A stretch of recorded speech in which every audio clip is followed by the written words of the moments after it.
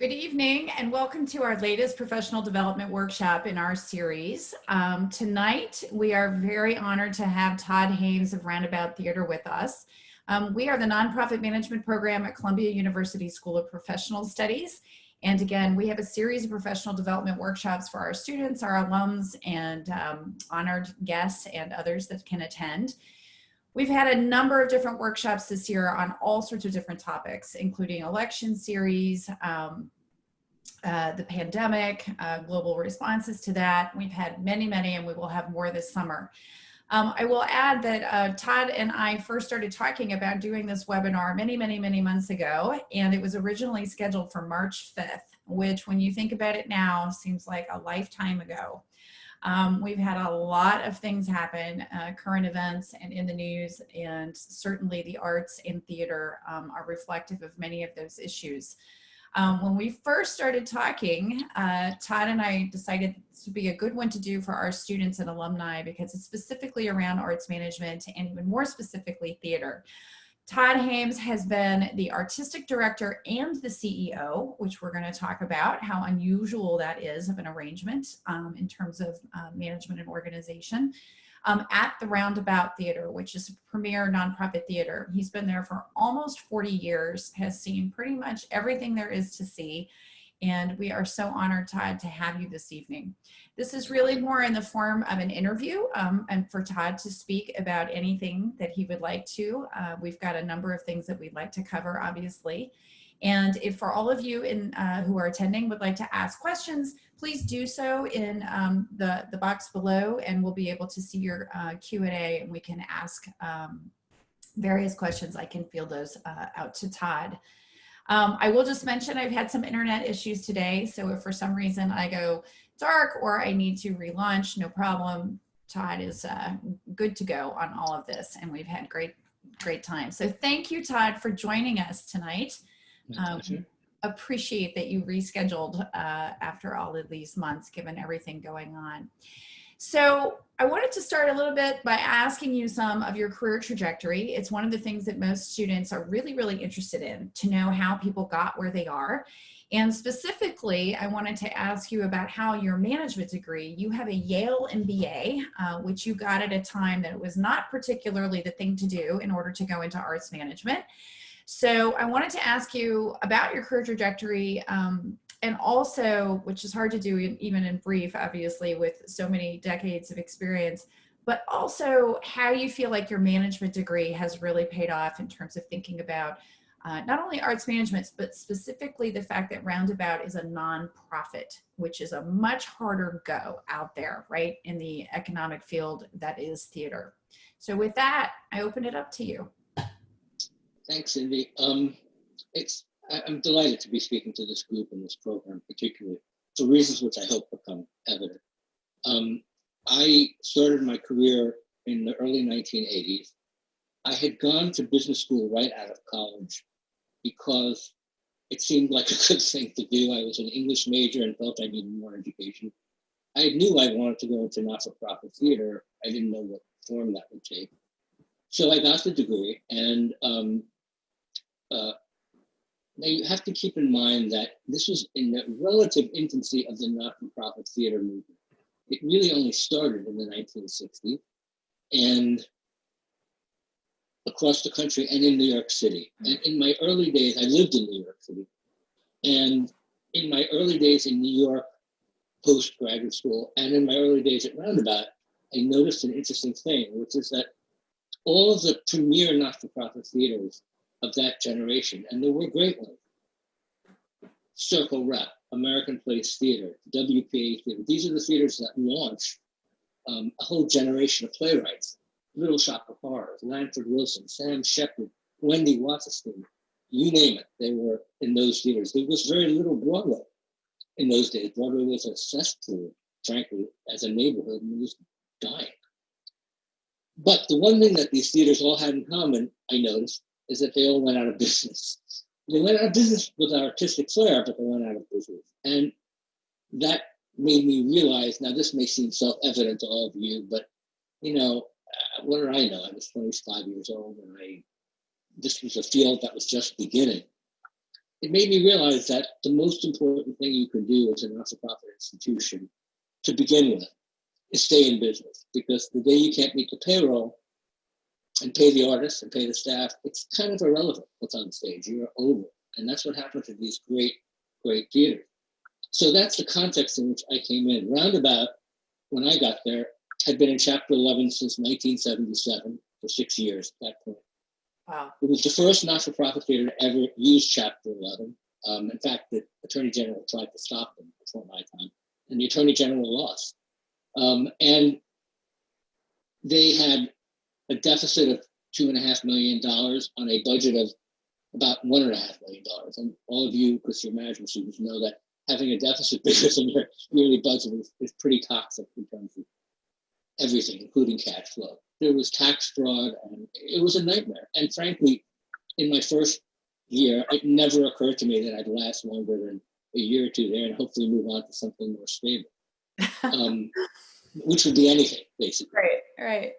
I was forced to stay in New York City, not in a bad way, but because my soon-to-be wife was doing her residency in medicine at the time, and she said, I'll go anywhere you want, but once I go there, I'm there for 5 years. And so I took New York because I thought it was a great place to do theater. But, ironically, it is a great place to do theater, but it's hard to get theater jobs in New York for the same reason that most people want to do it in New York. So I took a job at this theater, knowing the reputation around that, which was terrible financially and how they treated people. And I took the job. And although it was not part of my master plan, if I had not had a management degree, that job and the theater probably would have ended about 1984, because the problems that I faced were huge. And even in areas that I did not have any experience. We were in Chapter 11 back in the days when bankruptcy was not a business tool the way it is today. Bankruptcy was death and liquidation. And the only reason the judge didn't liquidate Roundabout over the course of the 6 years before me was that there were no assets to liquidate. So they figured, well, give them a chance. But they were very patient. And so because of my management background and just, trying to both get through the day, which was not easy with creditors and everything, but also try to think a little bit about the long term, in addition to just getting through the day, it turns out, to my luck, that Roundabout artistically was a going concern that had been just atrociously managed. And so when I came in and did principles that you would all find, I think, pretty basic today, cutting huge staffs and changing the ticket system, and it's a long, involved story. It turns out that the theater, within a year and a half, righted itself financially. The only problem was it took about 6 years to dig out of this financial hole.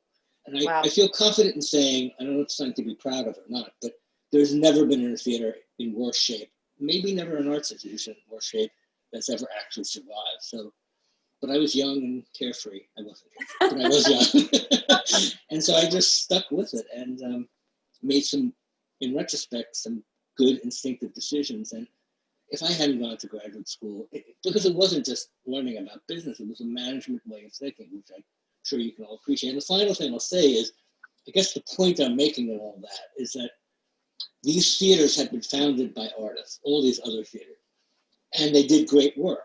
The problem was that the artists were artists, they weren't managers. And the not-for-profit theaters largely had artistic directors and managing directors, and there was this fiction that they were equal. But in fact, the artistic director was usually more equal and did whatever he or she wanted to do. And the managing directors spent their time begging them not to spend money. And off they went out of business. So, it was a situation that was probably doomed to failure in that first generation of artists. And I think it's a system that even today is hard. The theaters that have managing directors and artistic directors, the pretense of them being equal is complicated because, as you all know, somebody has to make a decision. I mean, and if you don't get along great with your partner, and if you don't really listen to each other, which is more often than not the case, that people just, it's hard to have two people in control of something, most of them reporting to the board. What tends to happen is one person is more equal, usually the artistic director, And if they're not very, very prudent, they head into bad places. And I'm sure this is pretty true, although my expertise is in theater. I think this is pretty true of a number of the different performing arts, the ballet and other companies where the early days were kind of carefree, but then it catches up with you. So how did you manage to convince your board that you should wear both hats over time? Or did they come to you and ask for that? Because it's extraordinarily unusual to have that arrangement. Yeah, I've been very lucky. I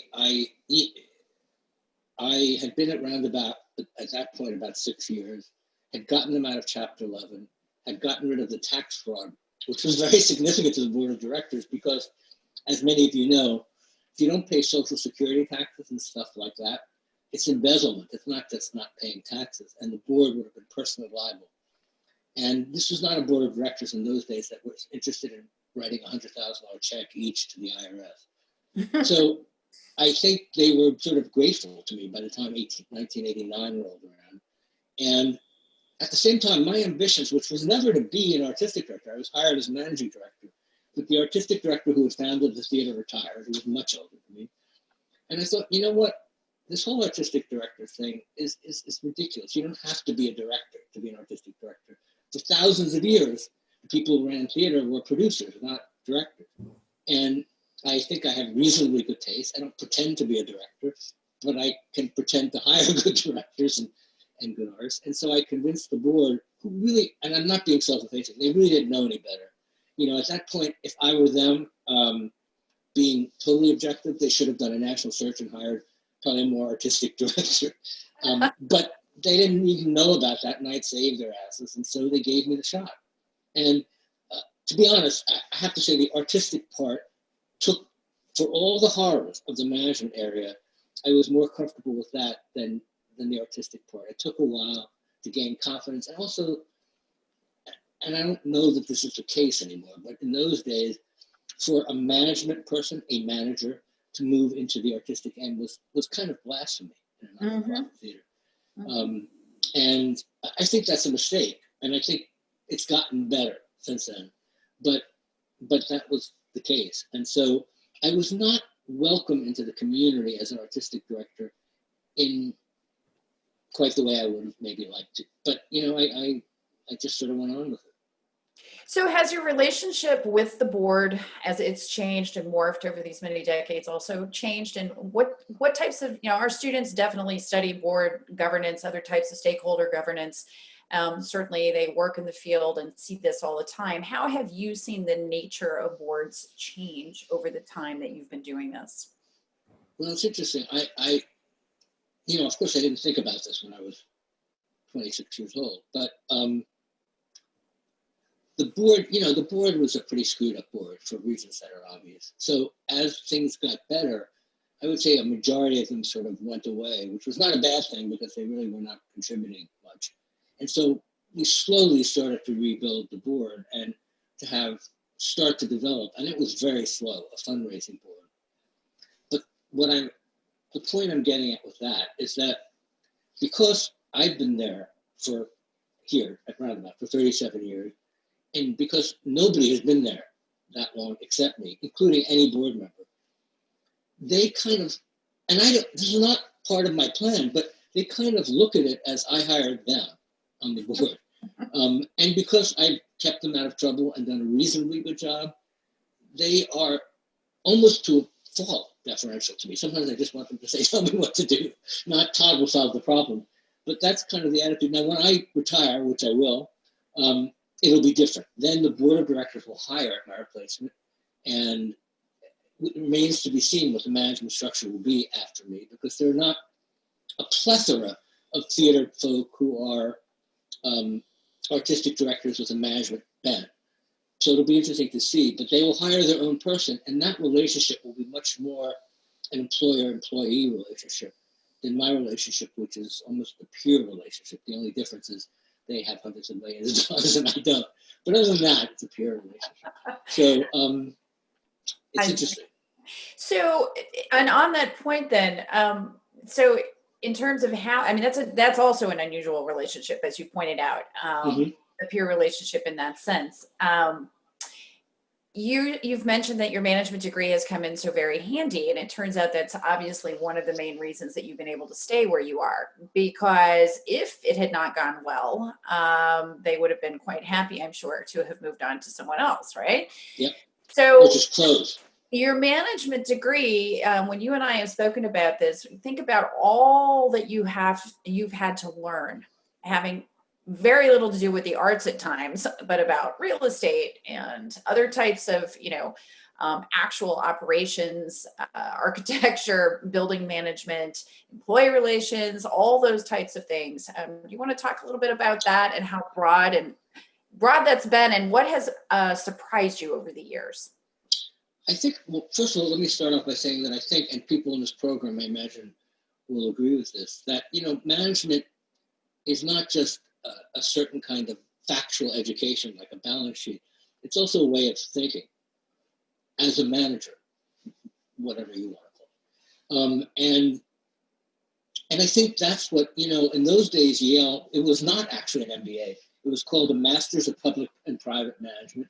And it was really had an emphasis in those days on not-for-profit and government jobs, and not just on, finance. In fact, there wasn't much finance in those days. So it was probably a degree that I would find more akin to the program at Columbia. And it was good for me because I was not interested in going to MIT and, doing advanced derivative calculus, for business. And I wouldn't have been good at it. So there was an enormous emphasis on organizational behavior and sort of the case method and all that, which was good for me. So I think, to my surprise, it set up a structure for me of being able to take advantage of opportunities in business that I don't think I would have been able to do with just an English literature degree. It's interesting when you think about, and I'm going to speak specifically about theater, although it's true of, and certainly in New York, it's true of all the performing arts. The single most important thing in having a theater company is having a physical space. There is no way you can do theater online. It's a business that is a very archaic model when you think about what you see around you, which is the model of having less and less real estate, having more and more online, cutting costs, outsourcing. All of those things are things that a theater company can't do. You have to have a theater. You have to have it in the most expensive real estate in the city, in the most expensive type of real estate to operate. You can't outsource the box office to China. It's just not possible. So it's antithetical to what has evolved as the business model of today. And so it takes a lot of care to manage growth in that regard. We've gone from the smallest, sickest theater in America to the largest not-for-profit theater in America.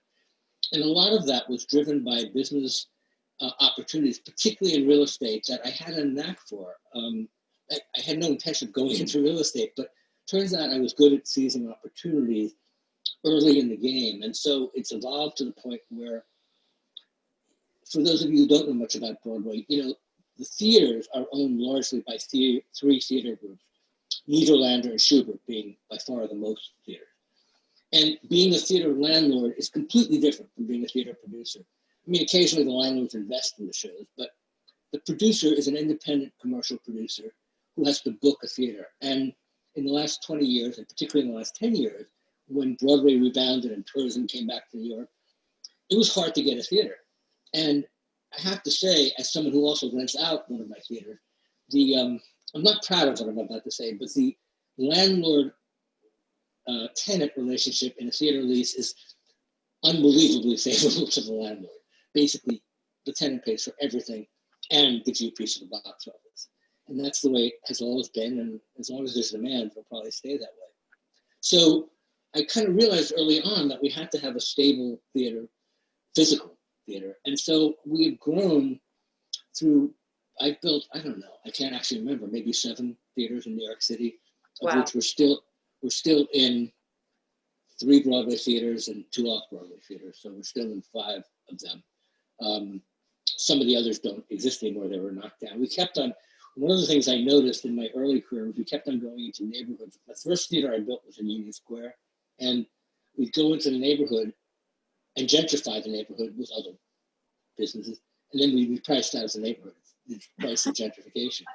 So this tended to happen a couple of times, and by the time I sort of figured that out, we were already on Broadway, but we were renting the theater space, and it was just clear to me that Times Square was going to be developed. And we're going back now 22 years, and our rent was going to go up, and nobody would sign a long-term lease exactly for that reason.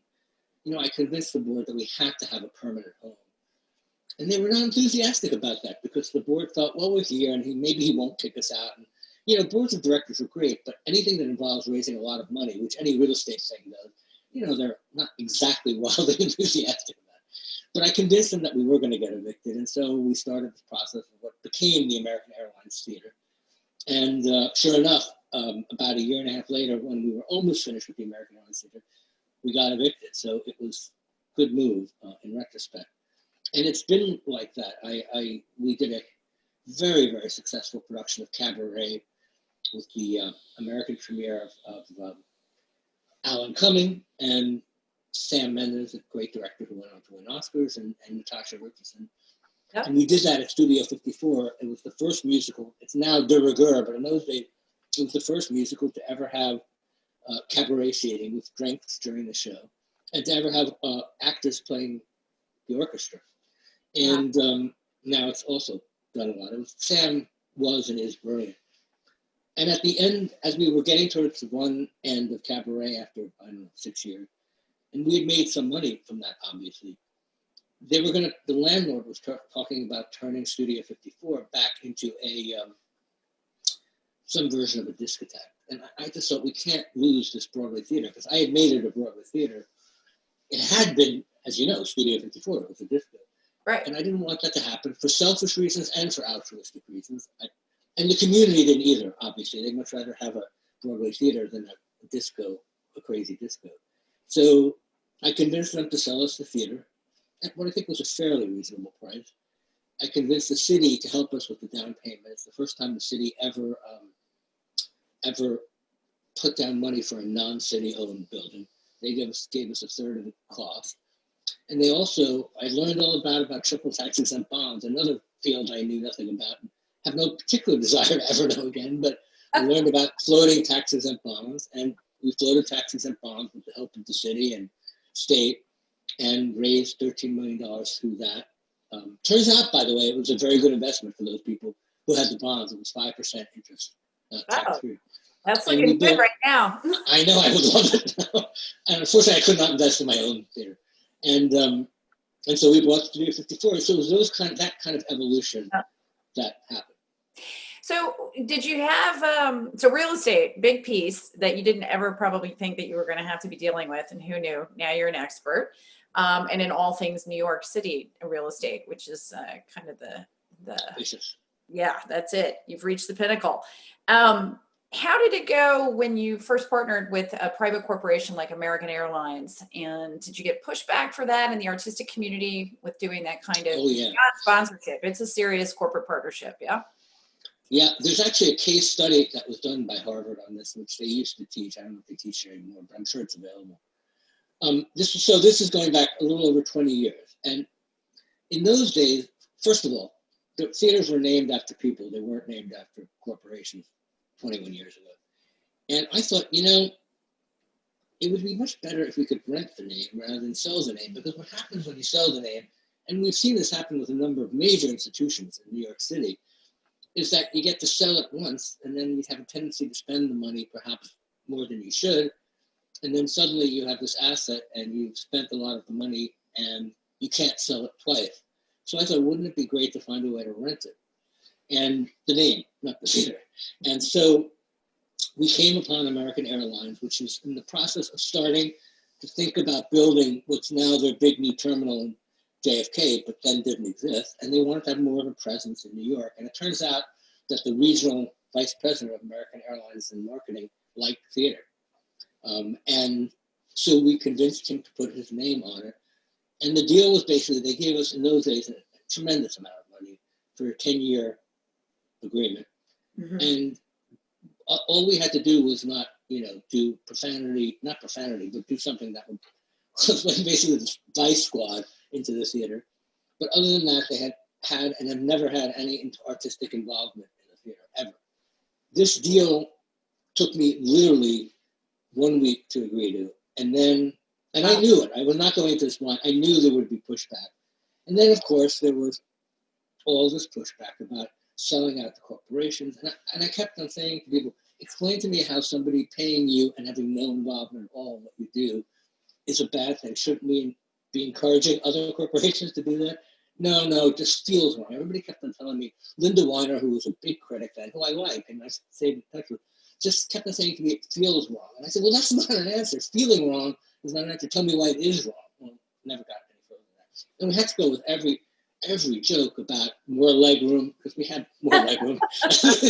Every airplane joke on the planet. But, as you can tell, it's been a 20-year association that there's not been one flaw. Anyway, so they created, about 10 years ago, they did this case study on it at Harvard, and the first class was teaching what they taught the class up to the point where I had to make a decision. I mean, they knew how it ended up, and then they asked the students to come back and think about what they would have done if they were in my place. And these are, older, fairly intelligent people, like I'm sure everybody on this call. And more than 50% of the class said, we wouldn't take the money as corporation, it's just bad. I'm baffled by that to this day. But they were wrong and I was right. I'm sorry. There's very few times when I could say that, but I just thought the whole thing was crazy. But there was a lot of pushback, and we just had to gird our loins and suffer through it. And American was great. I mean, it could have been a bad thing for them, and they stayed with us, and it's been great. And now, of course, everybody's trying to get corporations to name theater. So besides, that's so interesting about the case study, besides the real estate piece, have you found that there are a couple of other major buckets in your management role that you've had to learn a whole lot about? I would think that a couple of them might be around marketing and also about employee relations.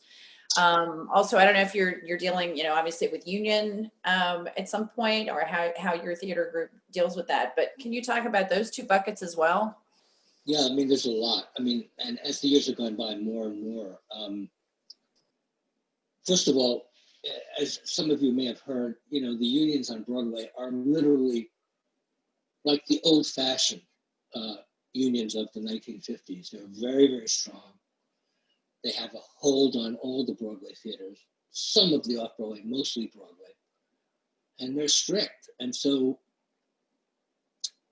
I was not somebody who was experienced in union negotiations, but again, I had an instinct, I think, for how to go about it. And the thing I had to do when we first moved to Broadway was convince the stagehands union, which is by far the most difficult union, that we couldn't pay what commercial production paid. And, they literally did not know what a not-for-profit theater was. I mean, these are people who've had these jobs, they all have the same last name, and they passed on the jobs for 100 years to their kids. And, it's not that they hated not-for-profit theater. They literally didn't know what not-for-profit theater was. And I decided to take the approach, in addition to kind of not being aggressive and more or less begging, but the way I begged was by being 100% transparent. I found, and we've done a lot of union negotiations since then, and I found that so many of union negotiations start off adversarial and just go down from there. The union doesn't trust management, management doesn't trust the union, and off you go.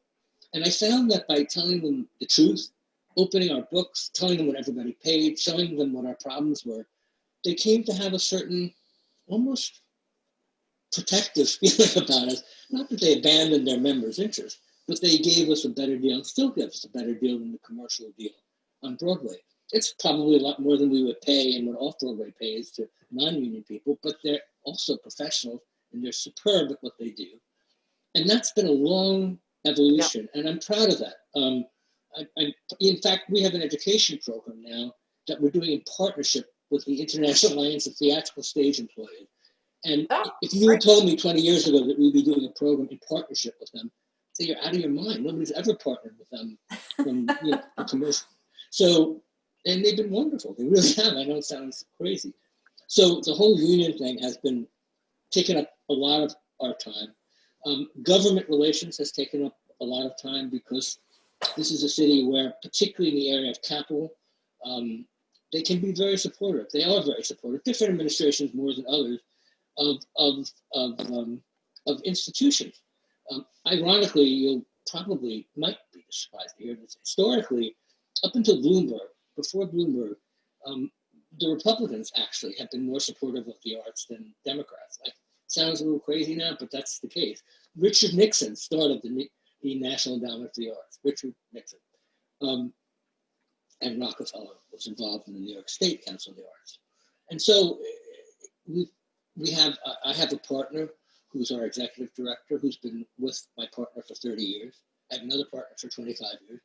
And my 30-year partner handles fundraising, but also all of the government relations. And she's just been appointed to the de Blasio's Committee on Reopening in the Arts. And, she likes that stuff, and she spends a lot of time developing those relationships. As a result, we've gotten a lot of money from the city over time. They put in a vast amount of money. The American Airlines was a wreckage before we renovated it, and it turned out to be, and this is 20 years ago, I think $23 million process. We started at $6 million, it ended up being 23. It was a historic building. It was difficult for a lot of reasons, and the city probably gave us about, I would say, 14 out of the 23 million. The state chipped in, and our board obviously raised some money. So the government relations has been critical to us, and we, things that you don't think of, like trying to expedite, visas and stuff. The local representatives and senators have been extremely helpful, but you have to have relationships with them. You can't just wait till there's a problem. Fundraising for me, honestly, is the thing that comes least natural to me, and still, after all these years, does. I mean, I do it because I have to. I try to always bring Julia, because I literally have trouble saying to somebody, "Can you give us $1 million?" She has no trouble. I have trouble. And ironically, and this is the opposite, don't do what I'm about to tell you. The better I get to know somebody, the less I want to ask them for money. And that's really should be the opposite. Obviously, for people who you know and who care about the theater and, the board members who want to give you the most money, but I just find it awkward. Well, that's why we teach it, Todd. Yeah, it's an art. Right. I discovered that fundraising is every bit as much of an art as marketing, general management, whatever.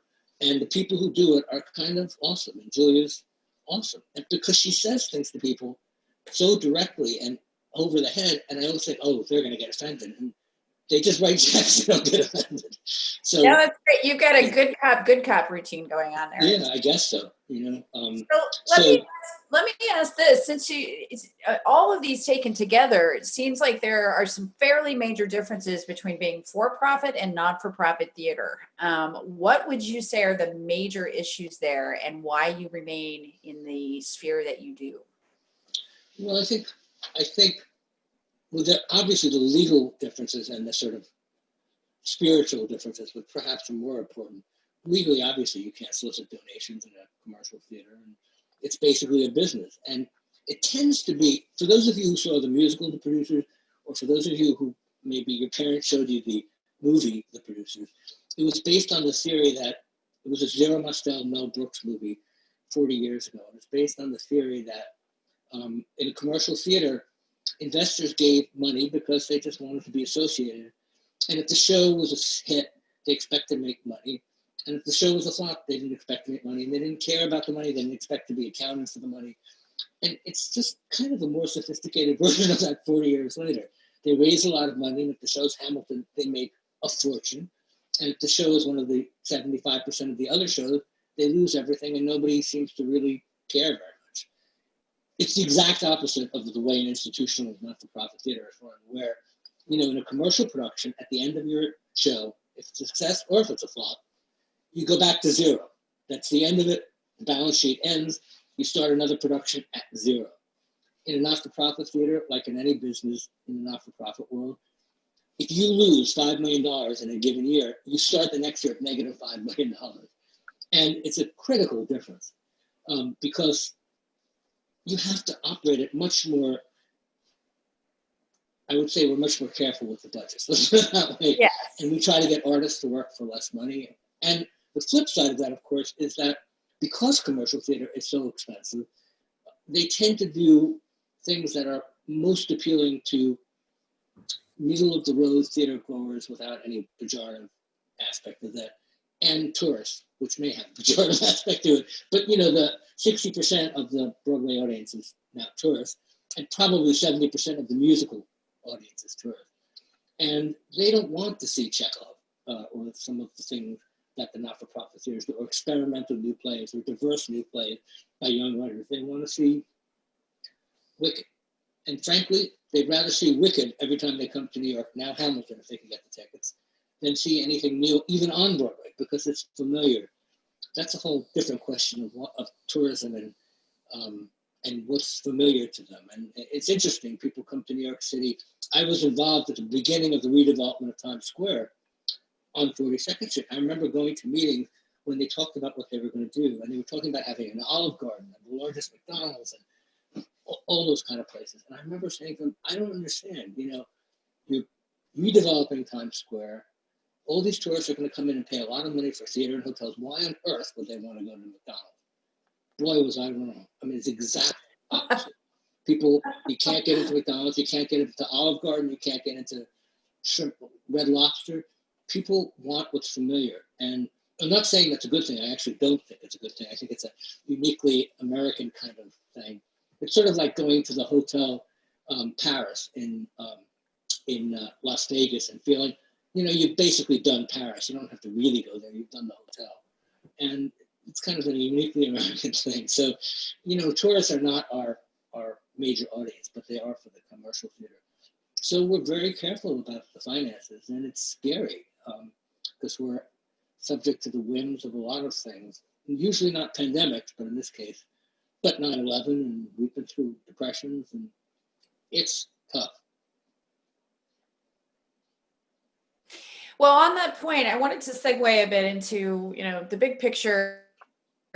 Theater and the arts are very reflective of society and the culture that they happen to intersect with.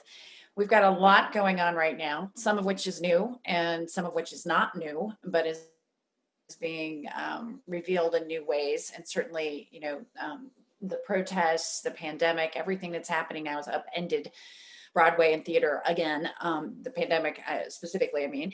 But I'm curious about how you think, first of all, in terms of, we could talk about the pandemic and the effects on Broadway endlessly probably, but first I wanted to talk a little bit about how you see the theater morphing or not morphing in terms of some of the equity issues that are certainly the basis for the protests in the streets right now, how you feel about whether theater can be responsive in real time at this point, given that it is difficult to do online, et cetera.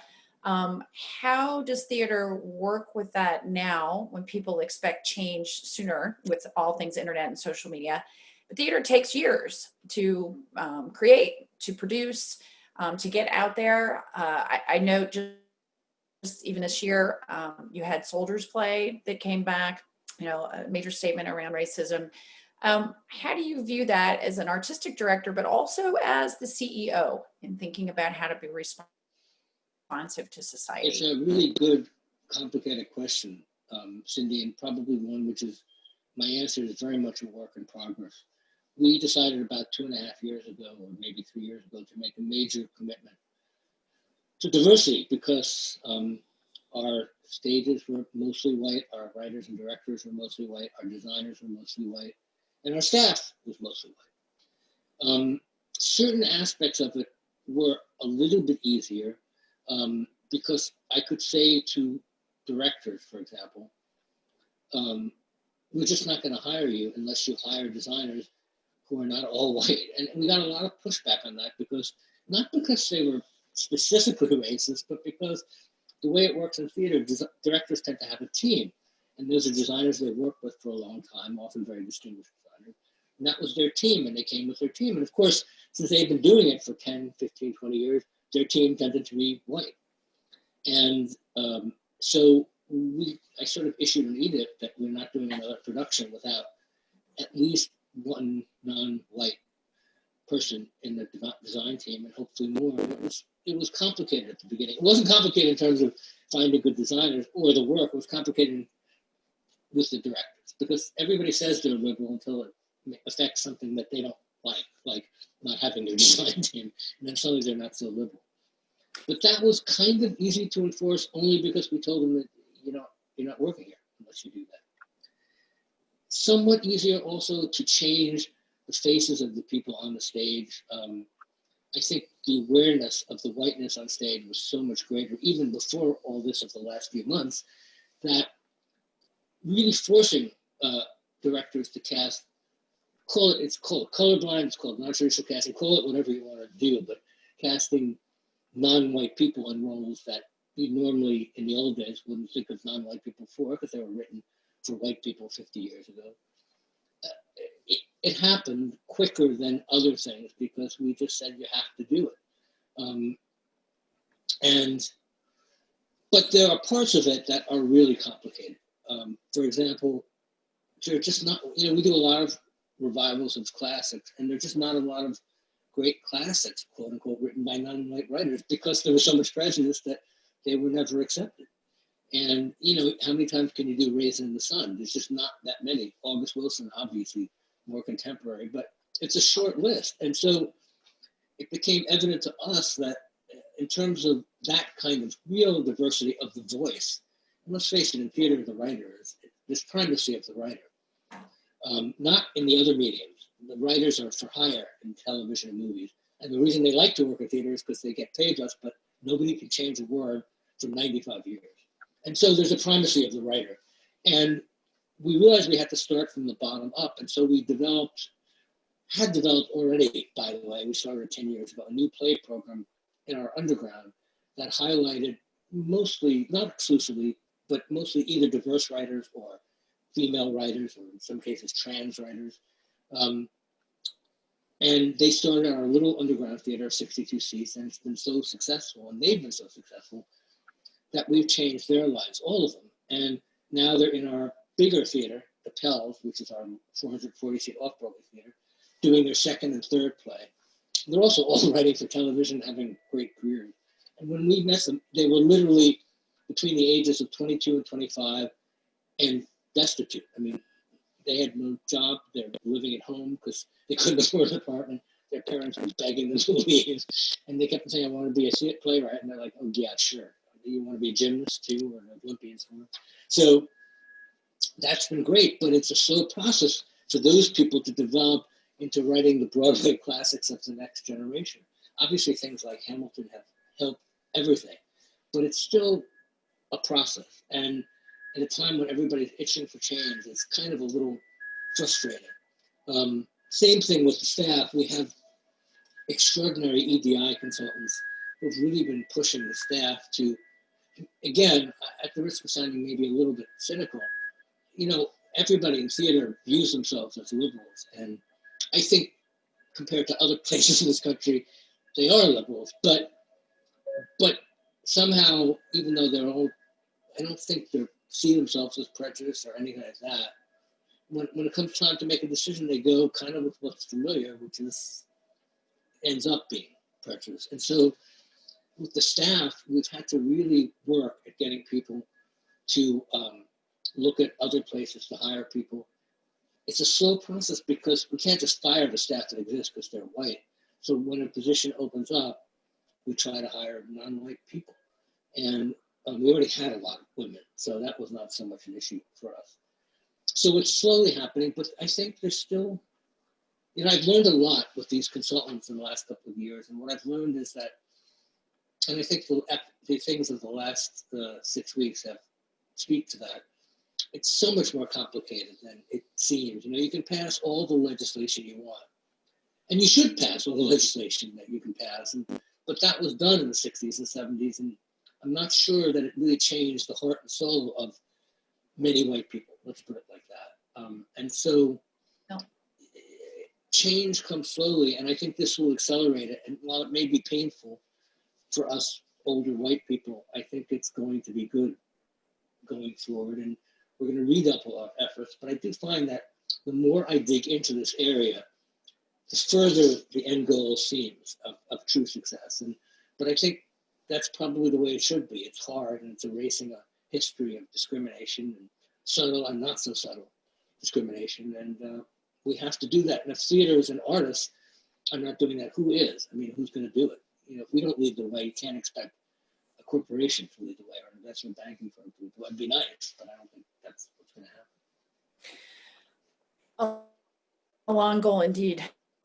I just want to add to that. Yes. One quick thing, Cindy.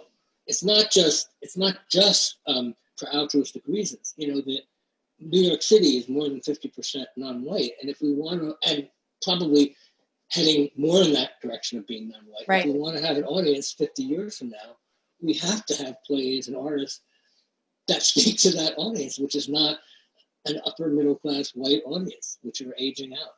So it's practical as well as important socially.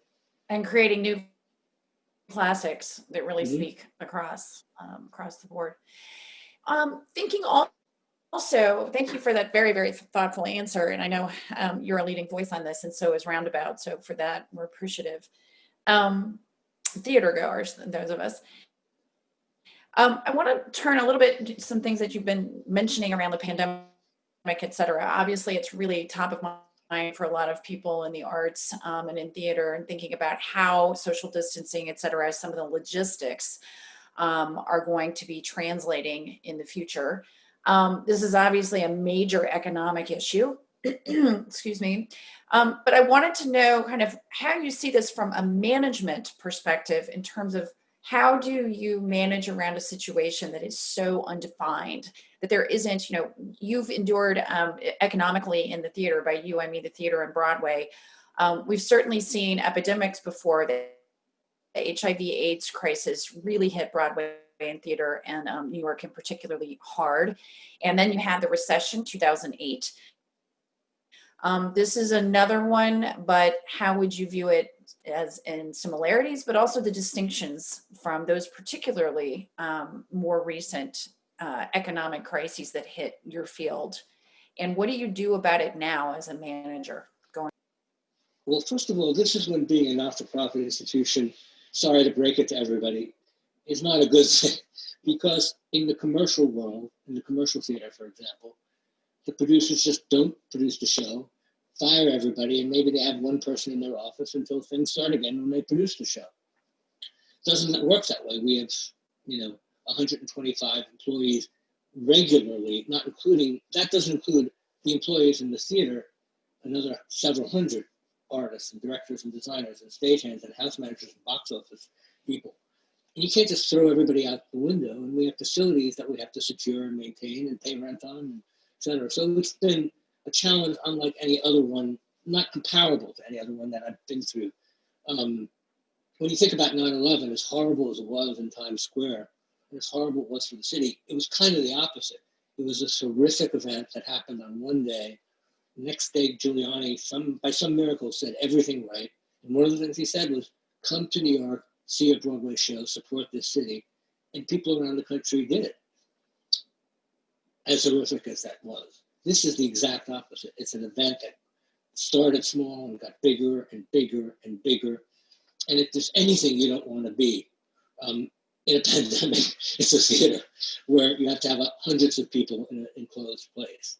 So in a more general sense, I don't think in my heart that there's going to be enthusiasm for coming back to the theater. It doesn't mean nobody will, but I don't think there's going to be enthusiasm for it until there's either significant treatment or a vaccine.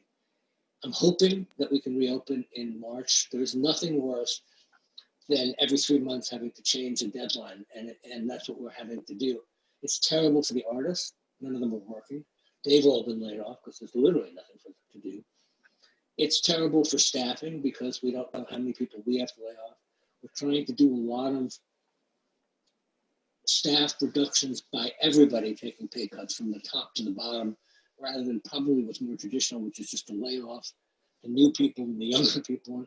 I just can't find the heart to do that because these are people who never made a lot of money in the not-for-profit theater, and now there are no jobs. I mean, it's not like they can take another job in another theater or another arts institution, there are no jobs, or anything, frankly, in the coming, year.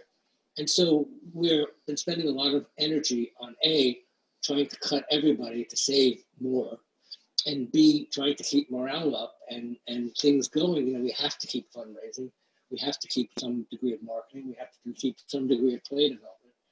Honestly, personally, there's a lot of online theater readings and stuff. I think it's nice, but I don't think it works terribly well. First of all, one of the reasons that it's so bad for the pandemic, and one of the reasons that it's so magical and always has been, is that theater is a communal experience between a live audience and the artist in the room. Yeah. And no matter how good you do it on video, everybody's in a box like we are now. The actors aren't even in the same room. And it's just not, it doesn't work terribly well. There's a reason why theater is theater and television is television. So television will come back way before theater because they can make sound stages that are smaller and secure. Theater, I'm hoping for March. If it doesn't happen in March, I don't know what we're going to do. We already have lost a lot of money this year. We're going to lose just as much money next year, even if we go back in March. Yeah. And it's scary. We have savings, so to speak, but the board designated endowment, which is not huge, was not really meant to pay off, $20 million of losses. It was meant to be used for slightly more constructive things, but nobody saw this coming. I think the institutions that don't have any version of endowment, the smaller institutions, some of them will go out of business just because they have no money, they have no cash flow. The same reason that restaurants who live from month to month, and in some cases from week to week, are just out of business. Do you feel perhaps, I know you said that you hadn't necessarily planned on being in New York at the very beginning of your career, and you wound up there thinking it might be a short time, and now it's been these many decades. Do you see any similarities between 9/11 and now in terms of the fact that New York is simply unique in the situation that it's in, that it's just perhaps for different reasons than 9/11, but it's definitely different from other parts of the country that are going through. All of theater has been hit, but New York's special. It's much worse in New York. And, I think that after 9/11, honestly, people came to New York to support New York. I mean, they really were like, it was help New York. Here, it's happened everywhere to some degree. And I'll tell you, from my anecdotal experience of speaking to people in other cities, friends of mine, who are not necessarily in theater, they view New York as sort of like Armageddon with people dying in the streets, which is not what's happening, but between the press and the fact that New York has been hit the hardest, the last thing they're going to do is come to New York at this moment. And I don't imagine it's going to be the first thing for the next 6 months. Hopefully this will be over, but that group is never going to feel comfortable until there's a cure or a vaccine. And so it's by far hit harder in New York. Now, all the not-for-profit theaters, we have a joint affiliation. We are members of the League of Broadway Theaters and Producers, because we're a Broadway theater. And we're also a member of the League of Resident Theaters, which is 85 not-for-profit theaters around the country, like the Goodman and Steppenwolf and the Guthrie in Minneapolis. And they've all closed, but it's not as bad, and they'll come back sooner probably. But, equity is being very tough, appropriately, about, their members, because theater is an intimate, forget about the audience for a second, doing theater is an intimate experience between actors, stage managers, stagehand, and they have to be secure, and that's hard in this environment. So my closing questions to you, when are you going to write your book? If you didn't have one in writing, you should. We need to institutionalize all this knowledge. It's amazing. I could have this discussion with you for many more hours, Todd. I so appreciate this. And also thinking about what advice you've got for our managers of nonprofit spaces, be they theater, arts, or other. What can you say to them in your closing minutes here as you're thinking back on your career? And again, I really encourage you to think about doing a manuscript. I don't want to write a book. The book I'd like to write, honestly, the book I'd like to write is my experiences. I've done 200 productions in New York, 100 of them on Broadway, and I have stories that nobody would believe. The problem with writing that book is that I could never work again for the rest of my life. but it would be a good book. And although I have not kept a diary, when you tell me the name of the show and who was in it, I can I can remember the experiences. And some of them you literally would not believe. But I would say to this group that I think you're in a great place. I mean, not just Columbia, but in your career, because there's no question in my mind, no question, that theater management and arts management, whether it's like BAM, a performing arts institution, or a museum, or an opera, or a ballet in addition to theater, is going to continue to flourish and need good management, not just good artistic leadership, but good management. They are businesses.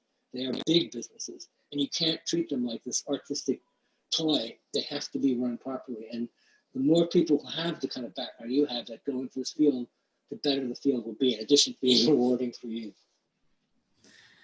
Well, that's great. We would love to have some of our students be able to be interns with Roundabout. We so appreciate that you've been an executive in residence here at the School of Professional Studies and that you've given so much time and energy in thinking about our program. I've enjoyed my many hours, our lunches, and other times that we've really been able to talk. Yeah. I feel honored by that. I'm an avid theater goer myself, and it's been lovely being able to learn so much from you. Our students have a lot to learn from you. And we would look forward to continuing the relationship and appreciate all your time. And for the students, please, if you want to email me with any questions as they come up in your career or anything, I'm really very accessible. It's very easy. Todd, T-O-D-D, at roundabouttheater.org. And be my pleasure. Easy. Well, thank you so much, Todd. I know our students and our alums and others, we've had folks from other programs at Columbia and even some other people as well join us this evening. This will be posted. It's recorded. It'll be posted on our website. Sorry for my own technical difficulties, but I'm glad this has worked out in the end. Thank you, and even after having been rescheduled, right? We've had all this happen just as we... It was worth the wait. Yeah, it was worth the wait. I will do that. Well, thank you so much. And I want to let everybody know, we thank you for joining us tonight. We will continue with our professional development series. We have one on immigration coming up. We've got the election series next week and some others in addition to that. So we're always looking for good ideas. I want to thank everybody on behalf of the Nonprofit Management Program at Columbia University. Thanks for joining tonight. And again, thank you, Todd. Be well and be safe.